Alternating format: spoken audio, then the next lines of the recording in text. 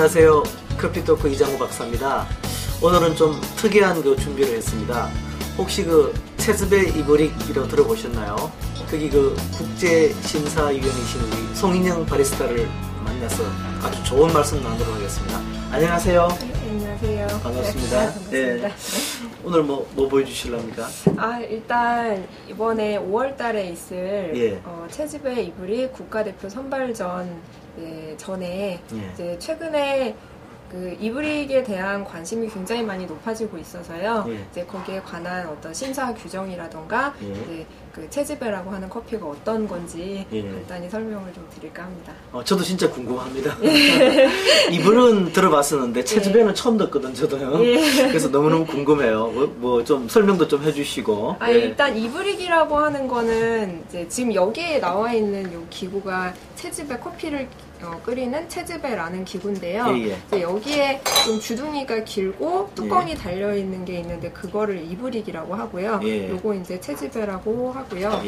그리고 이제 이쪽에 지금 커피를 체즈베용으로 준비해 놨는데 거의 이제 떡이 질 정도로 이렇게 굉장히 가는 밀가루 같이 가는 커피를 이용을 해서 끓이는 커피예요. 이게 미세한 그라인딩을 해야 된다는 거죠? 좋습니다. 일단 체즈베를 끓일 때는 이런 동으로 되어 있는 혹은 이제 다른 소재로 되어 있는 손잡이가 긴 이런 주전자 같은 게 필요해요.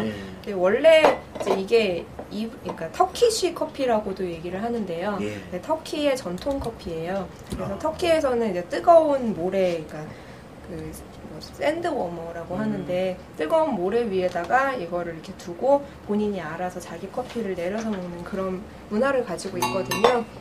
근데 이렇게 뜨거운 불을 이용을 하기 때문에 일단 손이 디지 않기 위해서 이런 긴 손잡이를 가진 커피 주전자가 필요하고요. 그리고 굉장히 곱게 갈려진 커피하고 이제 경우에 따라서 사용할 향신료들이 필요합니다. 그래서 지금은 시나몬하고 초코 파우더를 준비를 했고요. 일단 플레인을 보여드릴 거예요. 아무것도 안 들어가 있는 거.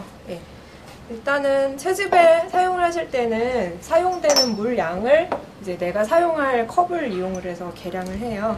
그래서 만약에 2인분을 만든다. 대회 때는 2명의 심사위원한테 준비를 해야 되거든요. 그래서 그럴 때는 사용을 할 컵을 기준으로 해서 그 물을 잽니다. 이걸로.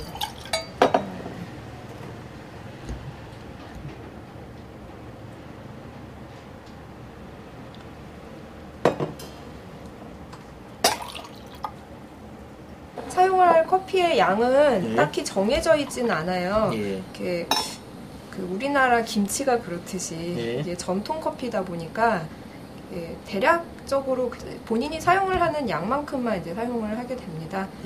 그럼 한 스푼 정도면 우리 커피 보통 그램으로 따지면 얼마 정도 되죠? 굉장히 곱게 갈았기 때문에 지금 이 정도면 한 15g 정도 15g 되지 않을까 정도. 싶어요. 우리가 드립커피 한 잔에 보통 몇 그램 쓰나요? 큰 잔에 사용할 때는 보통 한 20g 정도 사용을 하죠. 에스프레소는? 에스프레소는 한 8g 정도. 체즈베 같은 경우에는 너무 물을 바글바글 끓이면은 커피의 향이나 맛들이 다 손실이 돼요. 그래서 중요한 거는 물이 끓기 전에 이제 동 부분에 닿아 있는 커피와 물이 살짝 기포를 보이면서 끓으려고 할 때 꺼내주는 게 제일 중요합니다. 이렇게 끓게 되면은 꺼내서 차가운 이런 이제 수건 같은 데다가 올려놓고 커피를 살살 저어주세요. 그 다음에 다시 또 올리는군요. 이제 2번에서 3번 정도 올리는데요. 대회에서는 보통 2번을 권장을 하고 있어요. 따를 때에는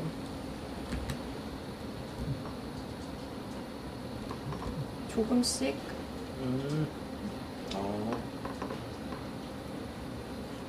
이렇게 하는 이유는 아무래도 가루 커피를 그냥 넣었다 보니까 좀 깔아앉기 위해서 가루가 층마다 커피가 좀 다른 맛이 나오거든요. 이렇게 양쪽 왔다 갔다 하면서 재밌네요. 저도 평생에 처음 마셔보는 체즈베 커피, 터키시 커피 기대됩니다. 평가 기준에서는 이제 에스프레소랑은 다르지만 이 위쪽에 있는 크레마처럼 두꺼운 크레마가 좀 형성되네요. 있는 거가 좋아요. 이건 아날로그식 그 에스프레소 같아요. 그렇죠. 손으로 하는. 예. 이제 예전에는 커피를 이렇게 에스프레소나 핸드드립으로 할 수 있는 필터가 아직 개발이 되지 않았기 때문에 이제 예전 고대나 중세 사람들은 이런 식으로 가루로 되어 있는 커피를 물에 직접 끓여 마셨다고 합니다. 네, 드셔보시죠. 네.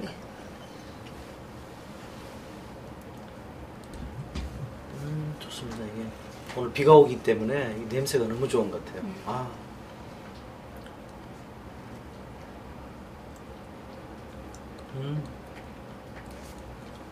약간 느껴져요.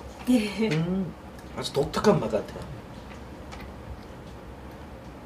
지금부터 보여드릴 시즈닝은 굉장히 정말 간단한 거고요. 이제 대회에 가면 정말 눈이 휘둥그레지는 그런 것들을 많이 들고 오세요. 근데 저는 이제 선수는 아니다 보니 간단한 걸 일단 보여드리겠습니다. 물 양은 트레디셔널과 마찬가지 방법으로 동일하게 재시고요. 커피를 넣는 것까지는 똑같고요.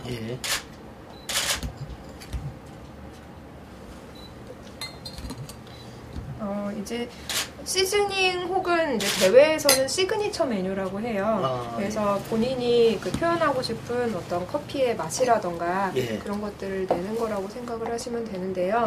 이제 가장 기본적인 시즈닝은 아무래도 설탕이 들어가는 거고요. 그래서 터키에 가도 사실 아까 드신 것 같은 트레디셔널로 드시는 것보다는 거기에 설탕을 넣어서 드시는 게 기본이세요. 오히려. 그런데 이제 설탕을 사용을 했을 때에는 아무래도 이제 커피의 맛이 설탕의 단맛에 조금은 이제 좀 줄을 수도 있다는 그런 부분도 있고요. 저는 커피보다 설탕을 오히려 더 많이 넣는 분도 계세요. 그런데 저는 일단은 조금 적은 양을 넣었고, 그리고 이제 커피의 맛을 조금 살리기 위해서 코코아 파우더를 조금 넣겠습니다. 사실 대회 때는 정말로 딱 정량의 미리 준비되어 있는 계량된 만큼을 쓰지만 일단은 넣고요. 그리고 이제 커피의 어떤 스파이시한 그 향신료, 동양적인 에스닉한 맛을 살려주기 위해서 시나몬 파우더를 좀 더 넣겠습니다. 좋습니다. 그리고 이제 대회 심사 규정에는 이제 그 시너지 효과라고 하는 부분이 있어요. 그래서 커피 자체의 맛이 흐려지지 않는 범위 안에서 그 어떤 토핑이라던가 지금 같은 그 시즈닝들이 커피의 맛을 잘 살려주는지 오히려 더 좋은 맛을 내는지를 보는 항목이 있습니다.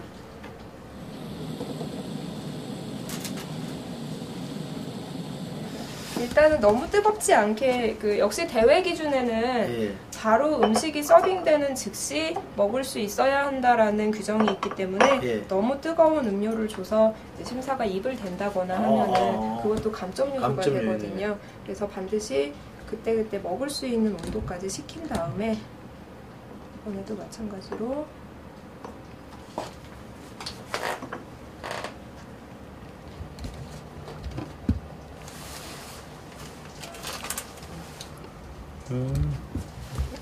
그래요. 한번 제가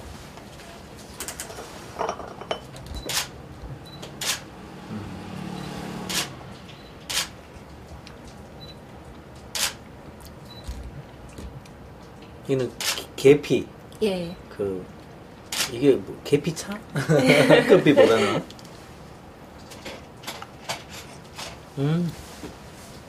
이건 달콤한 걸 좋아하는 사람이 즐겼다, 그죠? 이제 트레디셔널 그 채즙의 한 부분이 그 설탕만 넣는 건데요. 이제 지금처럼 향신료라던가 부수재료를 넣게 되면은 커피가 가지고 있는 각 특성에 따라서 오히려 더 원래 가진 특성이 많이 배가가 된다거나. 카라멜 마키아토처럼 달콤한데 저기 뭐를 느끼냐면 이게 재밌는 게 채즙의 그 이브릭은 마시면서 첫 번째 모금보다 두 번째 모금이 좋아져요. 갈수록 신기해요.